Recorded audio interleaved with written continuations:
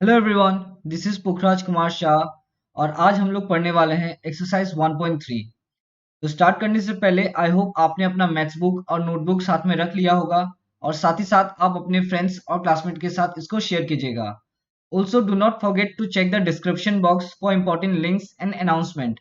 Important links यानी WhatsApp का group का लिंक, टेलीग्राम चैनल लिंक और अदर कम्युनिटी लिंक जहां आप हमसे कांटेक्ट कर सकते हो। तो चलिए स्टार्ट करते हैं। तो सबसे पहले हम लोग देखेंगे एक्सरसाइज 1.3 का पहला क्वेश्चन। Question number one. तो क्वेश्चन नंबर वन में क्या बताया है कि write the following in decimal form and say what kind of decimal expansion each has. तो जैसे क्वेश्चन नंबर वन का वन हम लोग को क्या करना है, हम लोग को ये एक फ्रैक्शन फॉर्म में दे दिया गया है और ये फ्रैक्शन फॉर्म से हम लोग को क्या बनाना है, डेसिमल फॉर्म में। करेक्ट। और साथ ही साथ ये भी बता देना है कि ये कौन सा डेसिमल एक्सपांशन है, डेसिमल एक्सपांशन। तो इससे पिछले वाले क्लास में हम बताए थे कि तीन किस्म का डेसिमल एक्सपांशन होता है। पहला होता है आपका टर्मिनेटिंग एक्सपांशन,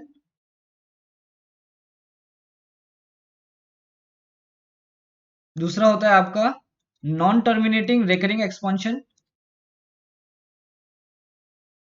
और तीसरा होता है आपका non terminating non recurring expansion. जो टर्मिनेटिंग एक्सपांशन होता है और नॉन टर्मिनेटिंग एक्सपांशन होता है ये आपका रेशनल नंबर्स में आता है और non terminating non recurring expansion आपका इरेशनल नंबर में आता है। आई होप आपको याद होगा।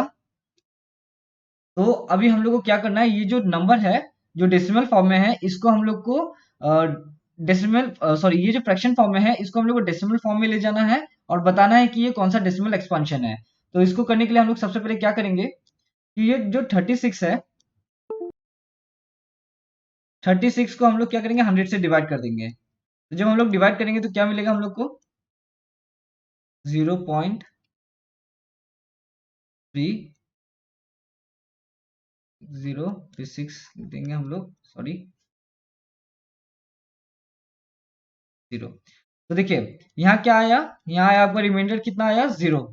करेक्ट। और जो ये क्वेश्चन था ये रिपीट नहीं हो रहा है, नो रिपीटिशन यानी नो रेकरिंग। तो जब ये नो रिपीटिंग हो रहा है या रिमाइंडर 0 तो इसको कौन सा एक्सपांशन कहा जाएगा, ये एक्सपांशन हो जाएगा आपका टर्मिनेटिंग एक्सपांशन। आई होप आपको याद होगा। तो टर्मिनेटिंग एक्सपांशन कब होता है, जब रिमाइंडर 0 होता है और क्वेश्चन रिपीट नहीं करता है।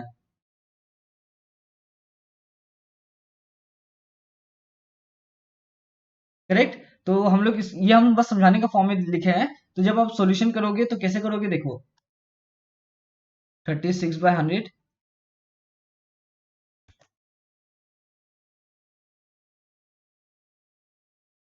Is equal to 36 divided by 100।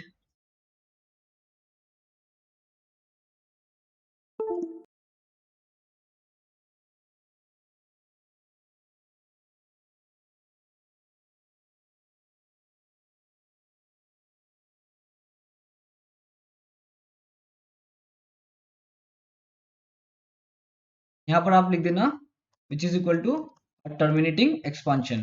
यहाँ आपको मेंशन करने का जरूरत नहीं है कि रिमाइंडर 0 है, क्वेश्चन नो रिपीटेंगे तो हम लोग को लिखना पड़ेगा। वो मेंशन करने की जरूरत नहीं है, वो बस हम आपको समझाने का फॉर्म में लिखे हैं। लेकिन जब आप एग्जाम में लिखोगे तो इस हिसाब से लिखना है। सबसे पहले आपको दिखा देना है डिवाइड करके, और जब रिमाइंडर 0 होता है, क्वेश्चन रिपीट नहीं करता है, तो वो हो जाता है आपका टर्मिनेटिंग एक्सपांशन। चलिए दूसरा वाला देखते हैं, 1 का नंबर 2। तो उसमें दिया गया 1/11। सिमिलरली हमको इसको भी डिवाइड कर देना है। इसको हम लोग सबसे पहले लिखेंगे 1, आपका 0.01, फिर आपका यहाँ पर आ जाएगा 9, 99 हो जाएगा आपका, फिर 1। फिर देखिए अभी फिर से 1 आ गया, फिर आप 0 लिखोगे, है कि नहीं। तो ये क्या कर रहा है, ये रिपीट हो रहा है। फिर आप यहाँ 0 आ जाएगा, फिर आप 9 से कर दो, फिर 99, फिर 1, फिर सेम प्रोसेस, मतलब ये जाते रहेगा आपका, फिर 99, फिर 1। तो यहाँ जो रिमाइंडर आ रहा है वो रिपीट हो रहा है। करेक्ट। ये रिपीट हो रहा है रिमाइंडर, ये टर्मिनेटिंग नहीं हो रहा है। तो यहाँ नॉन टर्मिनेटिंग, यहाँ हम लिख देंगे नॉन टर्मिनेटिंग। साथ ही साथ अगर आप चेक करोगे तो यहाँ 09 जो हो रहा है वो बार बार रिपीट हो रहा है। तो ये कर रहा है आपका क्या, रिपीटिंग, यानी ये कर रहा है क्या, रेकरिंग कर रहा है, रेकरिंग कर रहा है। करेक्ट। तो इसको कहा जाएगा नॉन टर्मिनेटिंग रेकरिंग एक्सपांशन। तो इसको हम लोग लिख सकते हैं ऐसे, which is equal to non terminating recurring expansion. I hope यहाँ तक समझ में आ गया होगा। बहुत ही सिंपल है, बस आपको डिवाइड करके चेक करना है कि रिमाइंडर जीरो होता है कि नहीं होता है, यानी रिमाइंडर टर्मिनेट होता है कि नहीं होता है, क्वोशिएंट रेकरिंग होता है कि नहीं होता है। ठीक है, अभी देखिए हम लोग नंबर 3 करते हैं। नंबर 3 में क्या दिया है, 4 1/8। तो जब 4 1/8 दिया तो इसको इसके साथ मल्टीप्लाई होगा और यहाँ पर ये प्लस हो जाएगा, है कि नहीं। तो 4 1/8 को हम लोग लिखते हैं 33/8। तो इसको हम लोग डिवाइड करके देखते हैं। तो अब यहाँ पर आ जाएगा 4 32, फिर 10, फिर 0.18, फिर 20, फिर आ जाएगा आपका 2 16, फिर 40, अब आ जाएगा इसका 5। तो अब ध्यान से देखो, इधर में क्या आता है, इधर में रिमाइंडर हो जाता है आपका 0, और क्वेश्चन भी रिपीट करना बंद कर देता है, यानी नो रिपीटिंग। करेक्ट। तो ये हो जाएगा आपका terminating expansion, which is equal to terminating expansion. तो इसी तरह आपको बाकी का भी आप सॉल्व करोगे, सब प्रोसेस सेम है, बस आपको डिवाइड करके चेक करना है कि रिमाइंडर टर्मिनेटिंग होता है कि नहीं होता है, यानी वो जीरो आता है कि नहीं आता है। अगर वो जीरो आता है और क्वेश्चन रिपीट नहीं करता है, यानी रिकर्ड नहीं करता है, तो वो हो जाता है आपका टर्मिनेटिंग एक्सपांशन। और नहीं तो उसको कहा जाता, और बाकी अगर रिमाइंडर रिपीट मतलब रिमाइंडर जीरो नहीं हो रहा है और आपका जो क्वेश्चन होता है वो बार बार रिपीट कर रहा है, तो वो हो जाएगा आपका नॉन टर्मिनेटिंग रेकरिंग एक्सपांशन। तो आई होप ये समझ में आ गया होगा। अभी हम लोग देखेंगे क्वेश्चन नंबर 2। तो क्वेश्चन नंबर 2 बहुत ज्यादा सिंपल है। क्वेश्चन नंबर 2 में हम लोग को 1/7 का वैल्यू दे दिया गया है। तो you know that 1/7 is equal to 0.142857, इसके ऊपर बार दे दिया गया है। यहाँ बताया है कि can you predict what the decimal expansion of 2/7, 3/7, 4/7, 5/7 और 6/7 है। तो बहुत ही सिंपल सा क्वेश्चन है, इसमें कुछ करना नहीं है। आपको 1/7 का वैल्यू दे दिया गया है, तो आपको करना कुछ नहीं है, बस आपको क्या करना है कि 2/7 आप लिखोगे ना, तो 2 इंटू 1/7 कर देना। ये 1/7 का क्या है वैल्यू, ये वैल्यू है, तो यानी आपको लिख देना 2 इंटू 0.142857। बस आपको ये जो 2 है इसके साथ आप मल्टीप्लाई कर दो। उसी तरह आप 3 4 5 6 कर देना, बस हो जाएगा। ये एग्जाम पॉइंट ऑफ व्यू से उतना इंपॉर्टेंट है नहीं, तो बस आप इसको एक बार देख लो तो हो जाएगा। मेन है क्वेश्चन नंबर 1 आप देख के जाना, क्योंकि ये एग्जाम में 1 मार्क्स के लिए आ सकता है, ये आपका इंपॉर्टेंट है। ठीक है, ये एग्जाम पॉइंट ऑफ व्यू से बहुत इंपॉर्टेंट है, क्योंकि ये 1-2 मार्क्स का आ सकता है। अच्छा, अब हम लोग क्वेश्चन नंबर 3 करते हैं। क्वेश्चन नंबर 3 बहुत इंपॉर्टेंट है, ठीक है, तो इसमें ध्यान दीजिएगा। तो इसमें क्या बताया है कि express the following in the form P by Q, हम लोग को पी बाई क्यू फॉर्म में ले जाना है, where P and Q are integers and Q not equal to 0। ठीक है, तो क्वेश्चन नंबर 1 देखते हैं हम लोग। क्वेश्चन नंबर 1 में बताया है कि 0.6 बार। तो ध्यान से देखिए, हम लोग को क्या दिया, हम इसके बारे में हम ऐसा टाइप का हम लोग क्वेश्चंस एग्जांपल में किए थे। ठीक है, तो देखते हैं क्वेश्चन नंबर 1 का क्या है, 0.6 बार। तो इसको लिखते हैं सॉल्यूशन। यहाँ क्या करेंगे, let x is equal to 0.6 bar. ठीक, तो इसको हम लोग लिख देंगे विच इज इक्वल टू 0.66, इस तरह से लिख सकते हैं। अब देखिए, यहाँ पर जो बार है वो कितना डिजिट के ऊपर है, एक डिजिट के ऊपर है।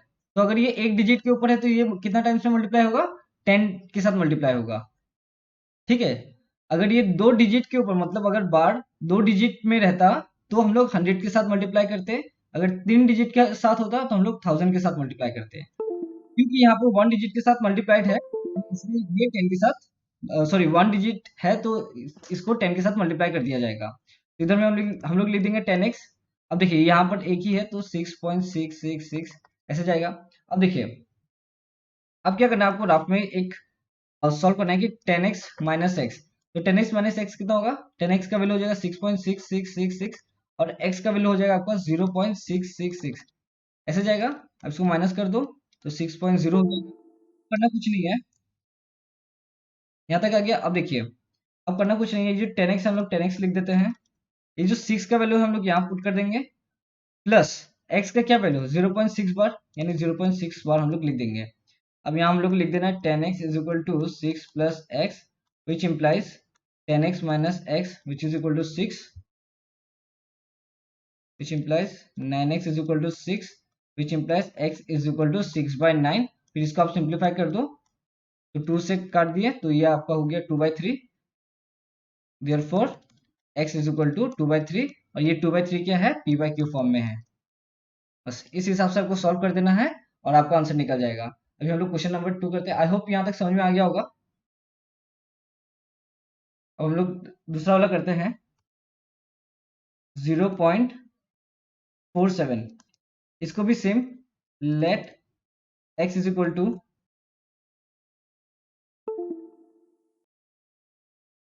x इज इक्वल टू 0.47 बार।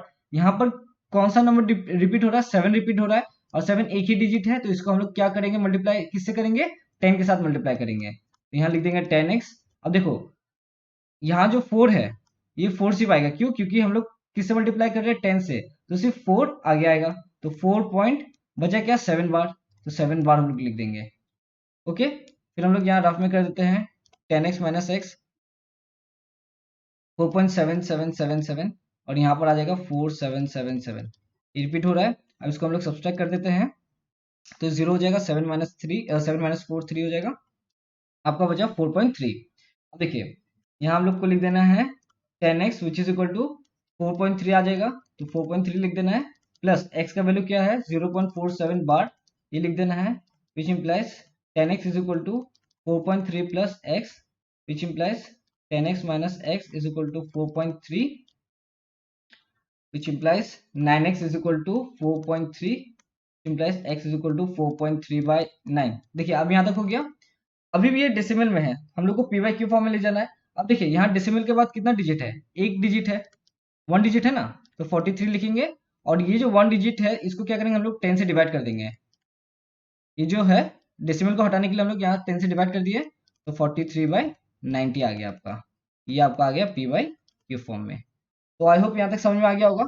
ये डेसिमल से हम लोग कैसे किया आपको समझ में आ गया होगा। अगर मान लीजिए 4.32 होता, एग्जाम्पल के तौर पे बोल रहे हैं, 4.32 होता और यहाँ 9 होता, तब क्या करते, क्योंकि डेसिमल के बाद यहाँ 2 डिजिट है यानी 2 डिजिट्स है, तो 432 लिख देते हैं और ये 9 इंटू 100 लिख देते हैं। करेक्ट, तो आपको यहाँ तक आपको समझ में आ गया होगा। अब हम लोग नंबर 3 करते हैं। तो नंबर 3 में क्या है 0.001, इसके ऊपर बार है, इसमें हम लोग क्या करेंगे, let x is equal to 0.001 bar है। अब देखिए यहाँ 3 डिजिट के ऊपर बार है, तो हम लोग किससे मल्टीप्लाई करेंगे, 1000 से, तो 1000x इज इक्वल टू, अब देखिए 1000 होगा तो ये डिजिट फिर ये डिजिट फिर ये डिजिट, यानी 1.001 बार आएगा। आप समझे कि नहीं, देखिए हम इसको है ना, हम लोग थोड़ा इलेबोरेट कर लेते हैं। अगर हम ये बार को हटा देते हैं, 1 आएगा, 1 आएगा, इस तरह से जाते रहेगा। अब जब इसको हम 1000 के साथ मल्टीप्लाई कर देंगे, तो ये डिजिट और ये डिजिट, यानी 1 के बाद आपका आएगा तो 1 पॉइंट, ये 0.01 आ जाएगा, फिर 001 आ जाएगा, फिर 001 आ जाएगा, तो इस तरह ये चलते रहेगा। अब हम लोग को करना कुछ नहीं है, सेम प्रोसेस 1000x, इसको हम लोग ग्राफ में कर लेते हैं, 1000x माइनस एक्स। अब 1000x क्या हो जाएगा 1.001 डॉट डॉट डॉट, और x का वैल्यू क्या है 001 तो आप सॉल्व कर दो तो आ जाएगा आपका वैल्यू सिर्फ 1। तो यहाँ पर हम लोग लिख सकते हैं 1000x is equal to 1 plus x का वैल्यू क्या है 0.001 बार, which implies 1000x is equal to 1 plus x, which implies 1000x minus x is equal to 1, which implies 999x is equal to 1, which implies x is equal to 1 by 999, और ये आपका हो गया p by Q form में। तो आई hope यहाँ तक आपको समझ में आ गया होगा। एक नंबर 7 हम लोग करते हैं, बाकी सब सिमिलर है, 4 5 6 8 आप लोग कर सकोगे, बहुत ही सिंपल है और ये ऑलरेडी हम लोग कर चुके हैं। हम नंबर 7 समझा देते हैं आपको। नंबर 7 है,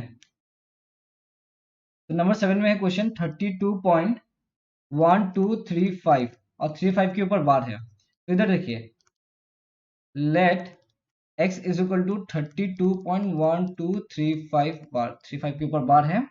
अब देखिए यहाँ पर 2 डिजिट के ऊपर बार है, क्योंकि यहाँ 2 डिजिट के ऊपर बार है तो ये किससे मल्टीप्लाई होगा, आपका 100 से मल्टीप्लाई होगा। तो यहाँ हम लोग लिख देंगे 100x इज इक्वल टू 32। 32 तो आ गया। अब देखिए डेसिमल के बाद 2 डिजिट आएगा यानी 1 2, ये जो दोनों डिजिट है ये क्या हो जाएगा, आगे आ जाएगा। तो हम लोग लिख देंगे 1 2। अब इसके बाद क्या बचेगा, 35 बच जाएगा यानी 0.35 रेकरिंग बच जाएगा। ठीक है, हम लोग बार लिख देंगे 0.35 बार। अब यहाँ पर भी same process 100x minus x, तो 100x हो जाएगा आपको 3212.35 बार, और यहाँ पर 35 बार की जगह हम लोग 35 ऐसे लिख देते हैं। और दूसरा आपका आ जाएगा 32.123535। अब इसको हम लोग सब्सट्रैक्ट कर देते हैं, तो ये तो जीरो हो जाएगा आपका। उसके बाद बचेगा 5 माइनस 2 3, 1 3 माइनस 1 2, ये जीरो हो जाएगा डेसिमल में, फिर ये 0 8 1 3 यानी 3180, which implies 100x is equal to 3180.23 plus x का क्या वैल्यू है 32.1235 बार, which can be written as 100x is equal to 3180.23 plus x, which implies 100x minus x is equal to 3180.23, which implies 99x is equal to 3180.23, which implies x equal to 3180.23 by 9। यहाँ तक हो गया। आई hope यहाँ तक आपको समझ में आ गया होगा। अब देखिए यहाँ पर क्या है, डेसिमल के बाद कितना डिजिट है, 2 डिजिट है। तो क्योंकि यहाँ 2 डिजिट है तो कितना से डिवाइड होगा, 100 के साथ डिवाइड होगा, यानी 318023 लिख देंगे। यहाँ आपका कितना से डिवाइड हो जाएगा, ये 100 के साथ डिवाइड हो जाएगा, which can be written as, which implies x is equal to 318023 by, actually sorry यहाँ 99 होगा, हम यहाँ सिर्फ 9 लिखे हैं, 99 99 99 ये हो जाएगा। तो ये हो गया आपका p बाई क्यू फॉर्म में। तो आई होप यहाँ तक आपको समझ में आ गया होगा। अब हम लोग क्वेश्चन नंबर 4 करते हैं। तो क्वेश्चन नंबर 4 में क्या बताया कि express 0.9999 dot dot dot in the form P by Q, हम लोग इसको पी बाई क्यू फॉर्म में ले जाना है।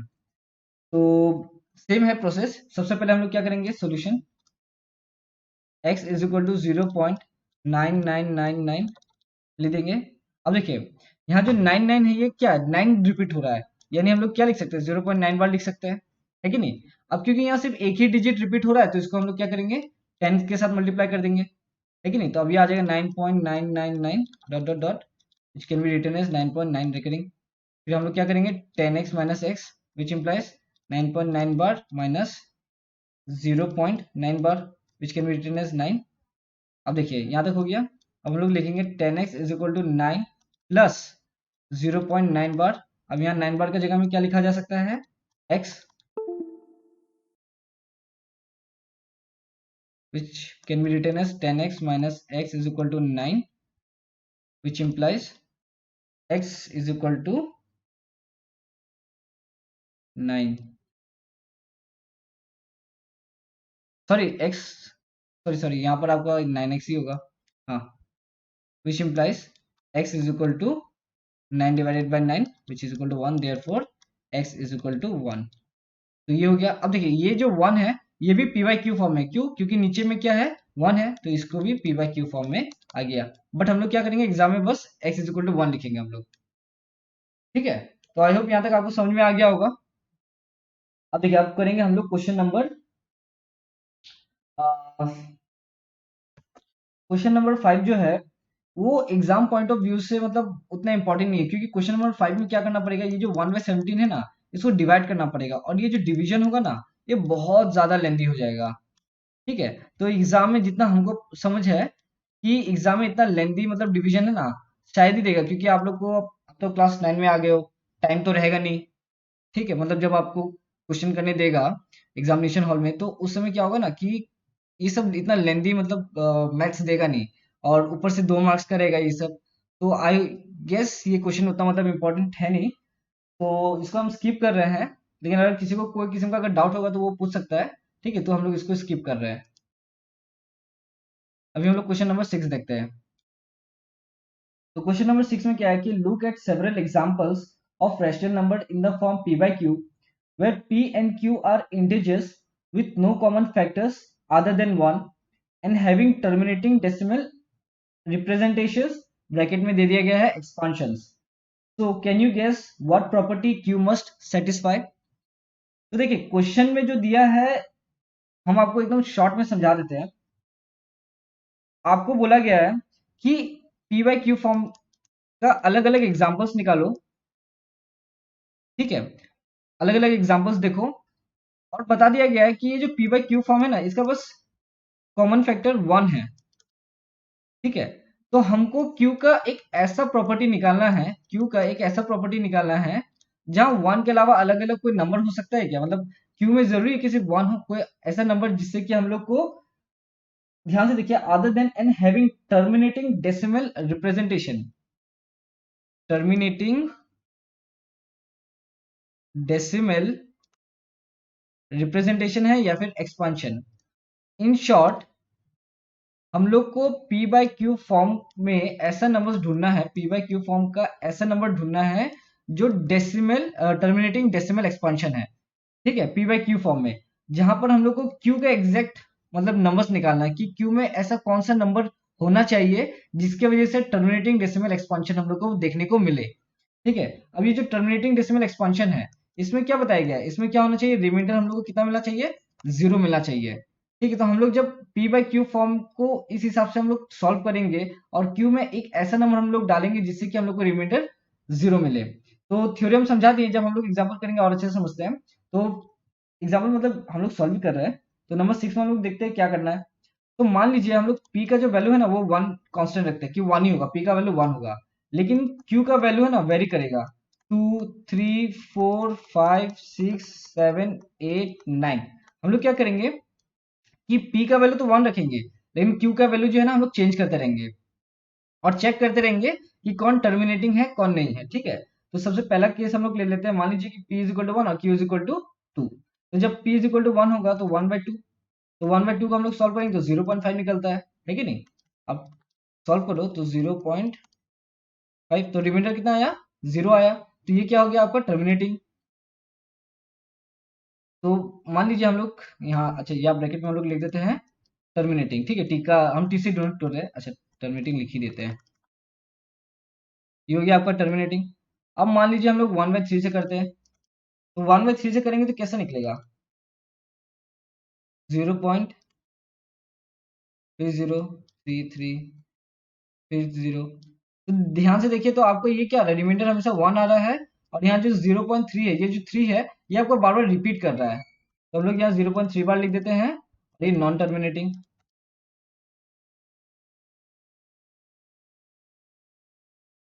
नॉन टर्मिनेटिंग है कि नहीं. अब हम लोग 1/4 लेते हैं, 1/4 0.2205, तो ये आपका आ जाएगा 0.25 विच इज टर्मिनेटिंग.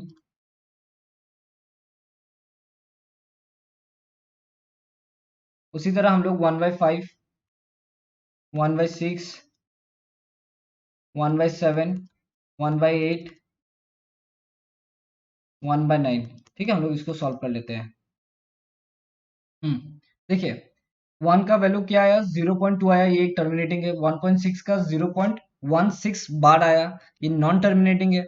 1/7 का 0.1428757 जहां 0.14287 आपका नॉन रिपीटिंग हो रहा है यानी ये नॉन टर्मिनेटिंग है. 1/8 आपका टर्मिनेटिंग एंड 1/9 आपका नॉन टर्मिनेटिंग. तो हम लोग को चेक करना है कि इसमें टर्मिनेटिंग कितना है और नॉन टर्मिनेटिंग कितना है. ठीक है, तो इसमें नंबर 1/2 आपका टर्मिनेटिंग है, 1/4 आपका टर्मिनेटिंग है, 1/5 आपका टर्मिनेटिंग है, 1/8 आपका टर्मिनेटिंग है. करेक्ट. तो हम लोग को क्या कितना आया, 1/2 1/4 1/8 और 1/5, ये आपका क्या आया, टर्मिनेटिंग आया. करेक्ट. जहां Q का वैल्यू कितना आया, Q का वैल्यू था 2485, यानी 2 का आपका 2 का पावर आया है कि नहीं. यहाँ पर q का वैल्यू क्या होना चाहिए, या तो 2 होना चाहिए या 2 का पावर होना चाहिए। यानी 2 का पावर का मतलब क्या, 2 2 to the power 1 2, 2 to the power 2 4, 2 to the power 3 8। तो यहाँ 2 का क्या आया, पावर आया, और साथ ही साथ 5 आया, यानी 5 हो या 5 का पावर हो। ठीक है, तो हम लोग यहाँ पर क्या कंक्लूजन दे सकते हैं कि Q शुड बी इधर 2 और 5 और it's power for terminating decimal expansion. तो आई होप यहाँ तक आपको समझ में आ गया होगा। तो इसमें करना कुछ नहीं है, हम लोग को बस ध्यान में रखना है कि क्वेश्चन में जो बताया गया था कि क्वेश्चन में हम लोग को पी बाई क्यू फॉर्म का ऐसा नंबर लेना है, हम ऐसा नंबर्स लेना है, या several examples of rational numbers in the form P by Q, जहां पर क्यू का वैल्यूज 1 के अलावा क्या क्या हो सकता है। तो हम लोग क्यू 1 के अलावा क्या क्या होगा, 2 से लेकर 9 तक हम लोग नंबर्स लिए, जिसमें से हम लोग को पता चला कि 2 4 5 और 8, यानी 2 का पावर और 5 या 5 का पावर, यही सब हो सकता है। ठीक है, तो आई होप समझ में आ गया होगा। तो ये एग्जाम में दे भी सकता है, नहीं भी दे सकता है, मतलब ये उतना नहीं है। अगर लेंदी होगा, क्योंकि ये थोड़ा लेंदी प्रोसेस हो जाता है, तो ये 3 मार्क्स के लिए दे भी सकता है। तो फिर भी आप एक बार प्रैक्टिस करो, बस वन टाइम प्रैक्टिस करने से ही आ जाएगा, बस आपको थोड़ा लॉजिक ध्यान में रहने से हो गया। तो इसके साथ क्वेश्चन नंबर 6 हो जाता है। अब क्वेश्चन नंबर 7 हम लोग देखते हैं। तो क्वेश्चन नंबर 7 में बताया कि right 3 numbers whose decimal expansions are non terminating and non recurring. तो हम बताए थे ना, non terminating non recurring number कौन सा होता है, इरेशनल नंबर होता है। तो आपको बस करना कुछ नहीं है, आप 3 इरेशनल नंबर, अब 3 इरेशनल नंबर लिख दो। तो 3 इरेशनल नंबर क्या है, √2 है, पाई है, √3 है, ये सब क्या है, आपका इरेशनल नंबर है। लेकिन √2 का वैल्यू लिख देना 1.41 कुछ आता है, √2 का वैल्यू लिख देना, और पाई का भी वैल्यू लिख देना 3.14, 3.14 कुछ डॉट डॉट डॉट आता है। तो ये आप लिख देने से हो गया, इसमें वैसा कुछ नहीं है। ठीक है, बस ध्यान में रखना √2 का वैल्यू, पाई का वैल्यू और √3 का वैल्यू लिख दो, आपका थ्री नंबर्स हो जाएगा whose decimal expansions are non terminating non recurring. अब क्वेश्चन नंबर 8 कर लेते हैं।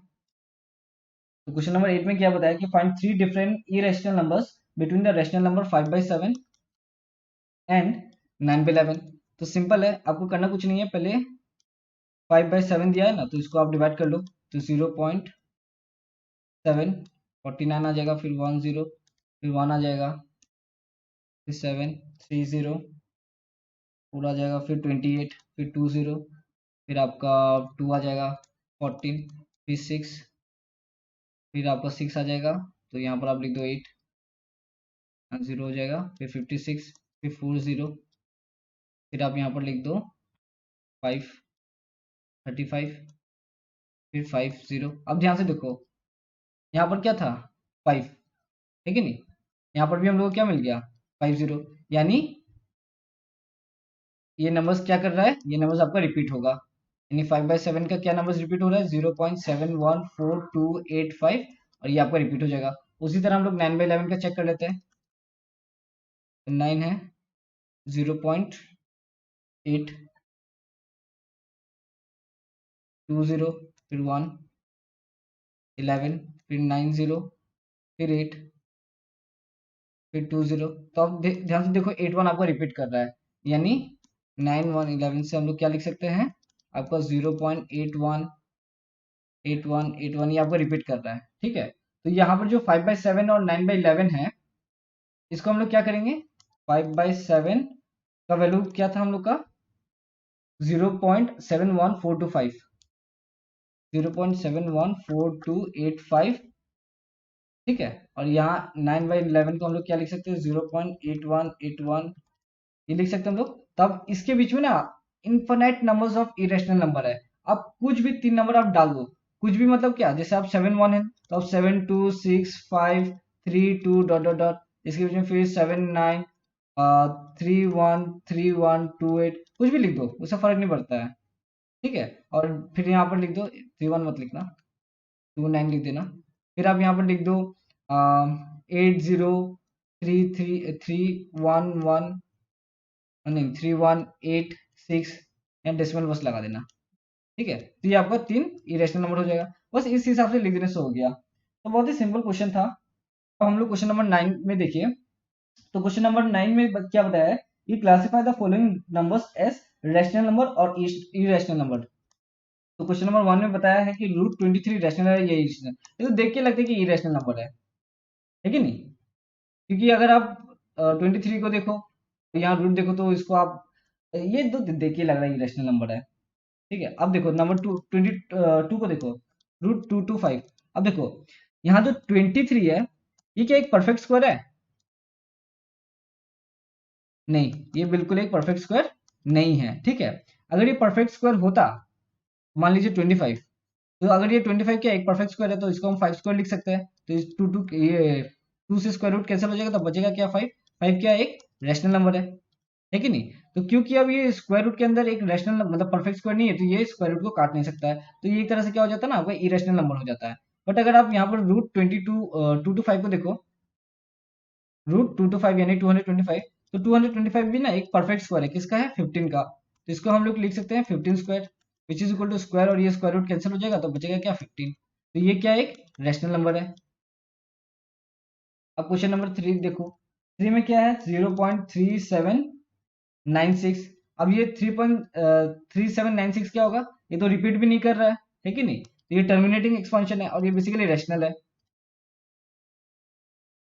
अब नंबर 4 देखो। नंबर 4 में क्या दिया है? 7.47848। अब ध्यान से देखो, डॉट डॉट डॉट।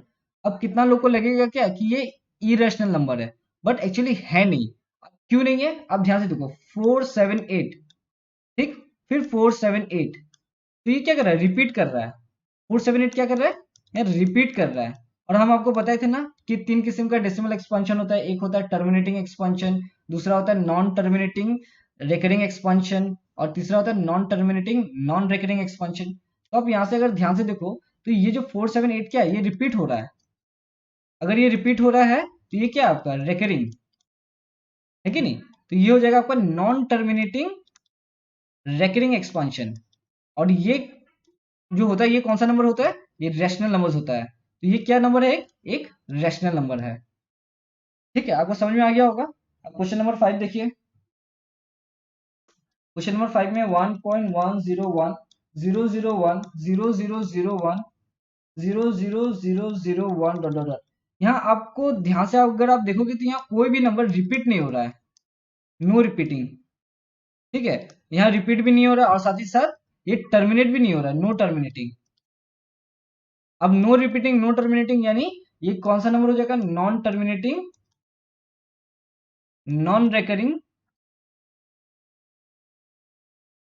एक्सपांशन हो जाएगा। ठीक है, या डेसिमल एक्सपांशन आप लिखो। तो ये non terminating non recurring expansion कौन सा नंबर होता है? ये इरेशनल नंबर्स होता है, इरेशनल नंबर्स। ठीक है, तो इसके साथ हम पूरा एक्सरसाइज 1.3 कंप्लीट कर दिए हैं, और हम सारा ही सॉल्व किए हैं, सारे क्वेश्चंस को सॉल्व किया है। इस बीच बीच में जो रिपीटेड है वो सॉल्व नहीं किया, वो आप लोग ट्राई कर लेना। अगर फिर भी डाउट होता है तो आप हमसे कांटेक्ट कर सकते हो। ठीक है, तो बाकी हम ये समझा पाए हैं, आई होप। अगर वो कोई भी किस्म का डाउट होता है तो आप हमसे कांटेक्ट कर लेना। तो तब तक के लिए थैंक यू। अब मिलेंगे हम लोग नेक्स्ट वीडियो में। ठीक है,